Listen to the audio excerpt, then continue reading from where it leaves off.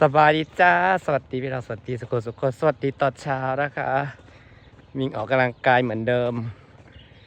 แต่ว่าวันนี้เดินเข้าไปถึงบ้านเขาก็สิไปเลือกตั้งผู้แทนนะจ้า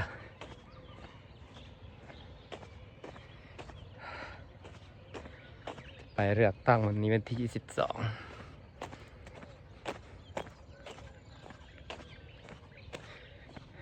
ถ้าได้ใหญ่มากก็บอกเคยเลือกหรอกเพราะปกติอยู่แต่กรุงเทพแต่อยู่15ปัจจุบันได้4-5 ปีจ้ะเจอโควิดเลยได้มาคิดเอาไปกรุงเทพเลยกันวะไปจนว่าเก่งภาษาไทยจนบอกเก่งภาษาลาววันนี้เราจะไปเลือกผู้แทนเราจะเลือกใครเนาะตื่นเช้ามาแล้วนกหลายพี่น้องวิ่งออกกำลังกายนกออกกำลังกายกันจ้าแซวนกลายแห่งต้นแรกแห่งกาลายเสียงนี่แบบขับทีบเป็นพันโตนี่ค่ะเดินออกกำลังกายจ้ะบางทั้งผ้าลายงามอีหลีลายแบบเป็นสีแบบสีไข่สีขาวแบบว้า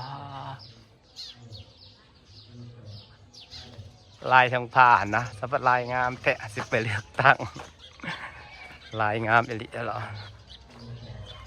ว้าทำไมลายสวยขนาดนี้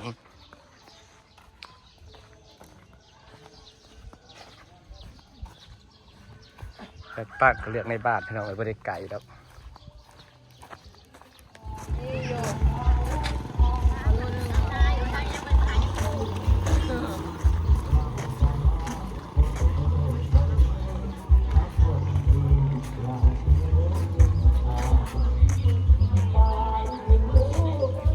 ไก่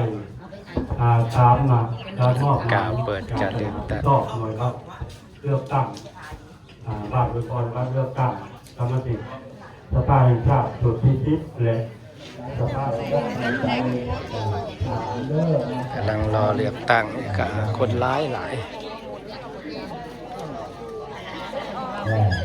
คือได้ที่สนใจเนาะ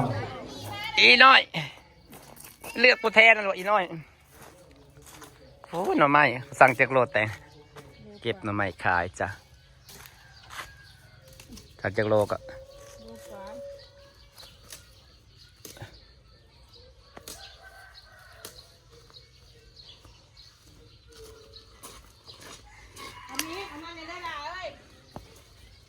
เก็บหน่อไม้ขายครับพี่น้องออกลายอยู่ได้นี่หดน้ำได้ล่ายังออกลายหน่อไม้จ้ะหน่อไม้สวยๆจ้าสวนไอ้นางน่ะก็สิใหญ่เนาะเห็นมันเก็บมาแต่ละเทื่อหลายสาวก่อเพราะว่าเป็นเก็บของมันล้นกองเต็มเตียงอยู่ป้าแต่มากอใหญ่แล้วมันปลูกหลาย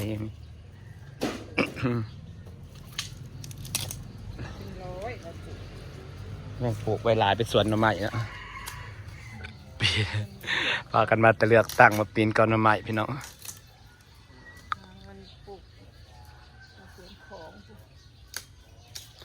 สวนของน้ำเหมาะปลูกไว้โลด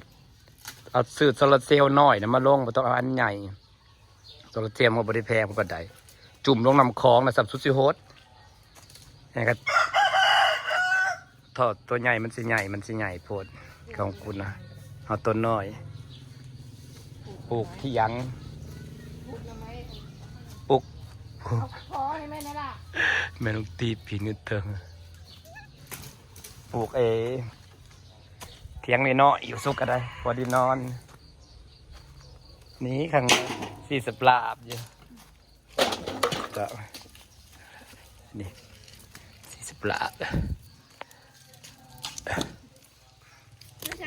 ไม่ขอให้แน่ยังไงจุดเทิงมันก็ออกมาจะไปขอใช่มันแตกไปตามขอพุ่นเนาะจุดเทิงบอกก็ขอเป็นขอ2 กอกับพอดีขายได้พี่น้องเก็บแต่เป็นโลปลายไปเลยกอเดียวได้ก็ฮอดละมั่งโลนี่นะ เฉพาะกอนี่นะยามนี่มันยามมันออกแนวมันก็จะออกตามคอกองบรรลัยอยู่หน้านะกำลังแตกพี่น้องปีหนาเพื่อจะได้เก็บมันยังก่อนหน่อยที่จริงเอาไว้แบบนี้มันได้ลายเพราะมันเป็นขอบมันก่อขึ้นถ้าเอาไว้แต่เป็นพื้นก็ได้แต่จุ่มเดียวอันนี้เขาต้องตัดแบบกระจายแบบนี้มันจึงได้ลายเนาะพอมันออกสู่ขอบางคนก็จะตัดให้มันอยู่แต่ในพื้นแบบนี้มันก็แตกแต่ในพื้นอีดาดิไม่ได้ไปใช้เบิร์ดอันนี้ นี่เป็นเหลือกตัง โอ้อีหลานก็มาไปเถอะลูก ถ้าเอามันไปนำ อีหลานเอาไปค่ะให้มาแต่งหน้าให้มันนะชู มันจะได้แต่งมัน สีชอบมันก็แดงนิดหน่อยด้วยสินะ ปากมันแดง ได้อะไร เลนขอเดี๋ยวนี้พี่น้องเลนจ้าเท่าเลยเห็นเลนแล้วจ้าเจ้าน้อยก็เห็นหลอดแบบนี้เลนสายผ่านเป็นมักใหญ่แล้วบ่จักสักปีแล้ววะ สายผ่านเลยนะสอง10 ปีตายแล้วมั้ง ป้าหลอดเขาจะเห็นหลอดแต่สักก็เท่าตอนนี้เนาะ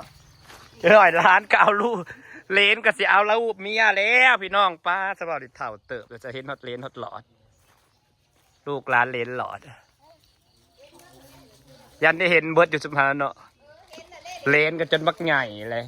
สายผ้าเองใหญ่เบิดเลย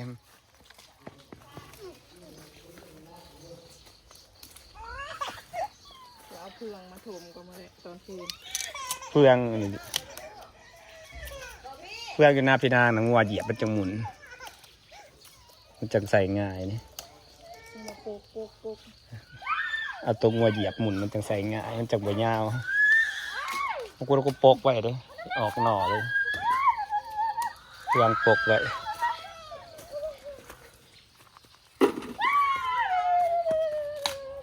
ฮักเขาต้องฮักเลยมันจะแปลก ฮะ ว่าฮักเขาต้องฮักจำเลย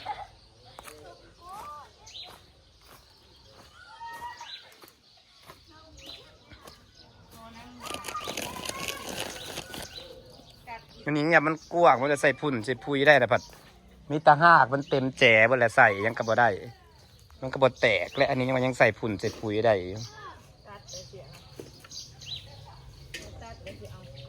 คูณผม แม่นแต่น่ะขยายอันนี้ออกอีกกว่าขยายตรงปกให้ออกอีกให้มันกว้างๆนะก็จังถมเครื่อง ไม่ใช่ว่าเอามีดมาให้แม่นะ นี่ก็เกินโลแล้วจ้ะ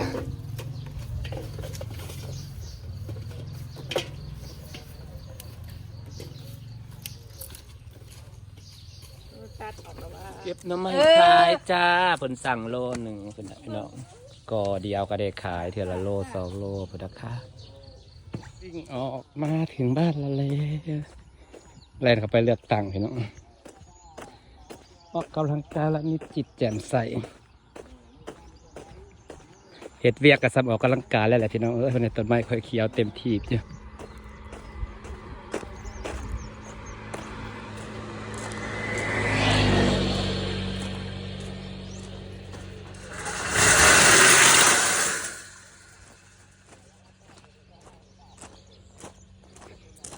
อันนี้ต้องมารดปลูกแล้วเมื่อวานนี่ต้องมารดน้ำมันก่อนนะคะ เดี๋ยวมันจะตายแดดตื่นเช้ามาสดชื่นเต็มอยู่นี่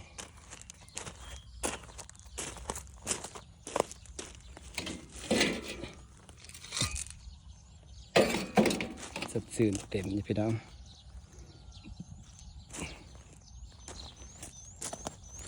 พี่น้องจ้าสิฝากบรรยากาศไว้สักนิดแล้วจะพี่น้องขอบคุณทุกคนที่ยังติดตามเด้อจ้าสบายดีเด้อ